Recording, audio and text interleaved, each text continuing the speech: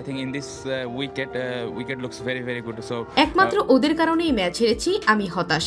Match হারের পর সরাসরি যাদের দোষ দিয়ে একই বললেন অধিনায়ক শান্ত। বিস্তারিত দেখুন পুরো ভিডিওতে।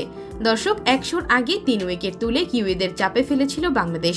তবে এরপরই যেন চীনের দেওয়াল হয়ে দাঁড়িয়ে যান রাচিন রবীন্দ্র ও টম ল্যাথাম। চতুর্থ উইকেটে এই দুজনের দুর্দান্ত ব্যাটিংয়ে ম্যাচের পুরোপুরি নিয়ন্ত্রণ নিয়েছে নিউজিল্যান্ড। ইতিমধ্যেই ব্যক্তিগত সেঞ্চুরি স্পর্শ করেছেন রাচিন। 95 বলে এই মাইলফলক ছুঁয়েছেন তিনি। 37 ওভার শেষে নিউজিল্যান্ডের সংগ্রহ হয়েছিল 3 উইকেটে হারিয়ে 191 রান।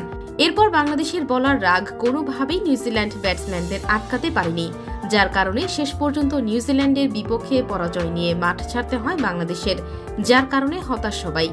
এদিকে ম্যাচ হারের পর বাংলাদেশ অধিনায়ক নাজমুল হোসেন শান্ত বললেন, পরাজয়টা কোনোভাবেই মেনে নিতে পারছি না। আমাদের ব্যাটসম্যানরা তুলনামূলক রান কম করেছে।